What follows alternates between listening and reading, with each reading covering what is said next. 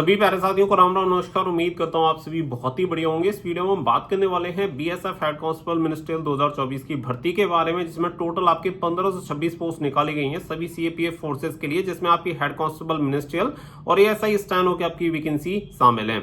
अब इस वीडियो में मैं आप सभी को बताने वाला हूं आपकी फिजिकल अपडेट को लेके, क्योंकि यहाँ पे कैंडिडेट काफी ज्यादा परेशान हो रहे थे और मैंने आप सभी को ये जो इन्फॉर्मेशन है वो लगभग 1 महीने पहले ही प्रोवाइड करा दी थी कि अभी अभी आपकी ये प्रोसेस चल रहा है और ये आपकी एक्सपेक्टेड डेट है जो डिपार्टमेंट की तरफ से भेजी गई है, और दोनों डेट के बारे में मैंने आप सभी को बताया था। लेकिन अब वहां से कुछ ऑफिशियल अपडेट निकल के आ रहे हैं जिसके बेसिस पे मैं आपको इन्फॉर्मेशन दे रहा हूं। तो अगर आपने बीएसएफ एचसीएम का फॉर्म अप्लाई किया तो वीडियो को ध्यान से देख लेना। वीडियो पसंद आए वीडियो को लाइक शेयर कर दें, चैनल को सब्सक्राइब कर लें ताकि फ्यूचर में भी आपको रेगुलर अपडेट मिलती रहे।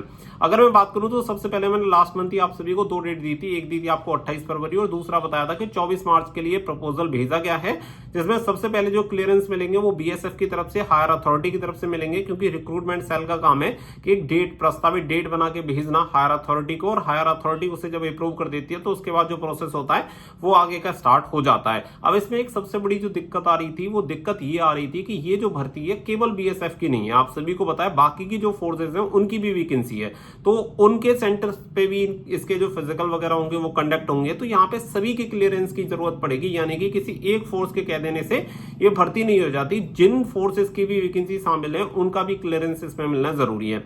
तो इसमें जब प्रपोजल भेजा गया तो उसमें जो आपकी टेंटेटिव डेट 24 मार्च थी उस पर संशोधन हुआ कि उस डेट को करते हैं 17 मार्च। तो 17 मार्च बीएसएफ की तरफ से फाइनल होती है और बीएसएफ की तरफ से 17 मार्च फाइनल हो जाने के बाद फिर ये जो क्लियरेंस के लिए प्रपोजल है वो बाकी की जो फोर्सेस के लिए भेज दिया गया है। यानी कि इसमें जो डेट दी गई है वो डेट बताई गई है कि 17 मार्च से आपके फिजिकल होंगे, जो कि 30 मई तक आपके फिजिकल चलेंगे। और ये जो क्लियरेंस है बाकी की फोर्सेस के लिए भेजा है, जैसे कि आपका सीआईएसएफ हो गया या अन्य जो भी आपकी सीएपीएफ फोर्सेस हैं जिसके पोस्ट इस भर्ती में शामिल है, उन सभी को ये क्लियरेंस भेज दिया गया है कि इस डेट से इस डेट तक हम फिजिकल कंडक्ट करवाने वाले हैं। अब इसमें होगा क्या कि सभी फोर्सेस के क्लियरेंस आ जाने के बाद जो फिजिकल होगा उसकी डेट एकदम 100% कंफर्म हो जाएगी और उसके बाद आपको ऑफिशियल वेबसाइट पे देखने के लिए मिल जाएगी, जो कि अब तक पब्लिक डोमेन पे नहीं है, केवल इंटरनल ये जो इन्फॉर्मेशन है वो सर्कुलेट हो रही है और उसी के बेसिस पे आपको इन्फॉर्मेशन दी जा रही है। लेकिन जैसे ही सभी फोर्सेस की तरफ से कंफर्म हो जाएगा कि हाँ इस डेट में हम करवाने में कंफर्टेबल हैं, तो ये जो आपकी डेट होगी वो कंफर्म हो जाएगी।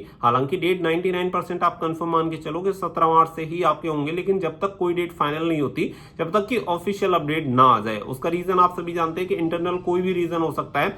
अब मान लो 5-6 फोर्सेस की इसमें वैकेंसी है, इसमें से कोई भी एक फोर्स बोल देती है कि भाई हम कंडक्ट करवाने में सक्षम नहीं है, हमारी ऑलरेडी ये भर्ती ऑनगोइंग है। तो इसमें होगा क्या कि इसमें जो डेट में चेंजेस करने पड़ेंगे, और डेट में चेंजेस होंगे तो सारी चीजें बदल जाएंगी। तो यहाँ पे जो प्रोसेस है वो केवल फिजिकल के लिए नहीं है, आपका रिटन एग्जामिनेशन का जो प्रोसेस है वो भी ऑनगोइंग है, उस पर भी काम चल रहा है। तो जो भी कैंडिडेट इस भर्ती को लेकर सीरियस हैं, चाहे फिजिकल की बात करूं या रिटन एग्जामिनेशन या टाइपिंग की, आप हर एक स्टेज के लिए अब तैयार रहिए, क्योंकि देखो जो डिले होना था वो ऑलरेडी डिले हो चुका है। अब इसमें आपको कोई डिले देखने के लिए नहीं मिलेगा। तो अभी की जो डेट है वो आप मान के चलो कि 17 मार्च से आपके फिजिकल होने हैं और 30 मई तक चलेंगे।